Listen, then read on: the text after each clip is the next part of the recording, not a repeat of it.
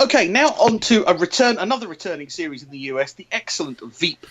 Basically, the situation now is that Selena Myers is now 1 year removed from her very short acting presidency.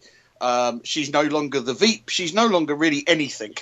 But she still has her assistant. Gary, yes. The best Gary on telly, I think. Well, possibly the best Gary on telly, but not on podcast form. And nearly all of the rest of the team have got other jobs. So her personal assistant is now running a campaign for her husband in Idaho or Wyoming or somewhere in the middle of nowhere. Her previous other assistant is now hosting a CBS morning show. The political people in the West Wing, one guy's working for Uber. There's a fantastic scene, isn't there, in the Uber offices. So you can just imagine the most millennial office that you've ever had. And basically they've got things all around there. And he's basically working off a bit of paper. And there's a beautiful bit where they're pointing to all these presentations. He starts talking and they will turn and look at the screen. He has to go, I haven't got a presentation. Yeah. It's hilarious. I loved it.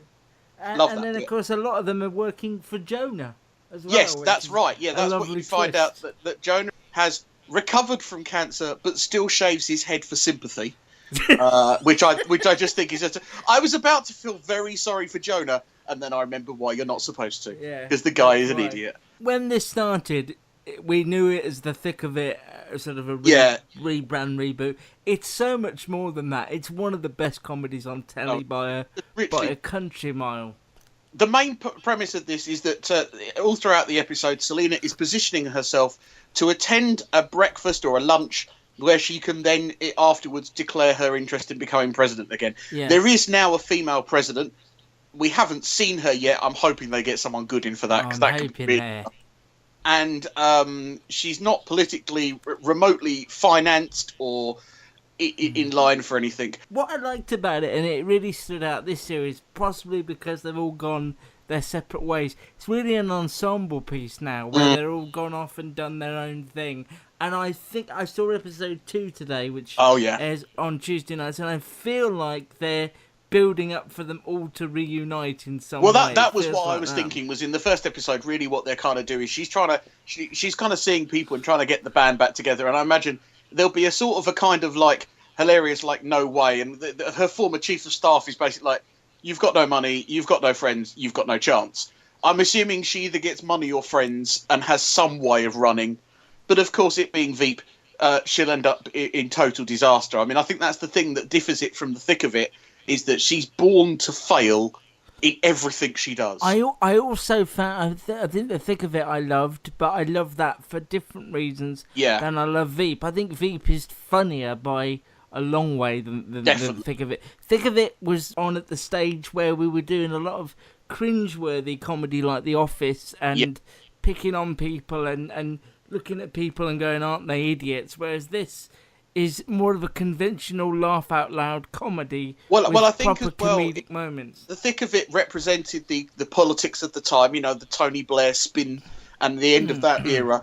Veep seems to have now transcended beyond the George Bush, beyond the Obama, now into and has settled very nicely into the Trump era. Another thing helping it is the fact that it's HBO, it does 10 episodes a year.